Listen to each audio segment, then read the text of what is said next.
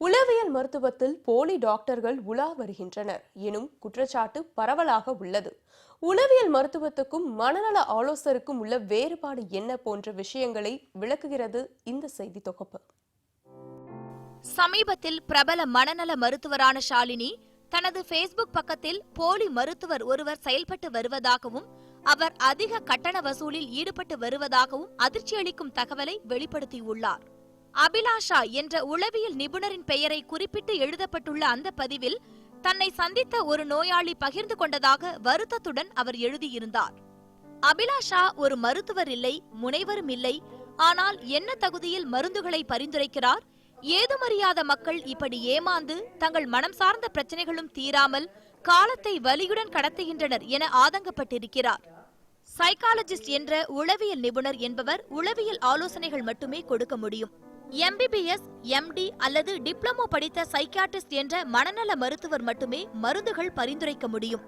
ஆனால் உரிய கல்வி கற்காமலே மருந்துகள் எழுதுவதுடன் 100 ரூபாய் மதிப்புள்ள மருந்துகளுக்கு ரூபாய் 25,000 வரை அபிலாஷா வசூலிப்பதாகவும் இதற்கு என்ன கட்டுப்பாடு உள்ளது என்றும் அவர் கேள்வி எழுப்பியிருந்தார்.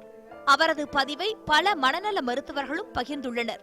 மாதம் ஒரு நபராவது போலிகளிடம் அகப்பட்டு தங்களிடம் வருவதாகவும் அதிர்ச்சியளிக்கும் விதத்தில் அவர்கள் குறிப்பிட்டுள்ளனர். அவங்க போய் சொல்றாங்க, இல்லை திருடுறாங்க, இல்லை இந்த மாதிரி போலி வைத்தியராக இருக்காங்கன்னா அந்த தவறு செய்கிறவர்கிட்ட போய் நம்ம முறையிட முடியாது. முறையிட்டாலும் ஒன்றும் பலன் இல்லை. ஏன்னா அவங்க தெரிஞ்சே தான் அந்த தவறை செய்கிறாங்க. தப்பு செய்கிறவங்களும் நம்ம திருத்த முடியாது. நம்மளால செய்ய முடிஞ்சது என்னன்னா, பொதுமக்களுக்கு அறிவுரை சொல்ல முடியும். இந்த மாதிரி பிரச்சனைகள் இருக்கு, இதுல போய் மாட்டிக்காதீங்க, கொஞ்சம் பத்திரமா இருங்கன்ற அந்த ஒரு சமூக நலன் கருதி அந்த அறிவுரை தான் நம்ம சொல்ல முடியும். ஆனால் இந்த குற்றச்சாட்டுகள் அனைத்தும் ஆதாரமற்றவை என மறுக்கும் அபிலாஷா உளவியல் துறையில் முனைவர் பட்டம் பெற்றிருப்பதால் தான் டாக்டர் என்று தெரிவிக்கிறார். ஃபேஸ்புக்ன்றது நம்மளே நிறைய டிபேட்ல பேசிட்டு இருக்கோம். யார் வேணாலும் யாரை பத்தினா என்ன வேணாலும் எழுதலாம் அப்படின்ற மாதிரி ஆயிப்போச்சு. அது ஒரு கல்ச்சர் ஒன்று மோசமா போயிட்டு இருக்கு.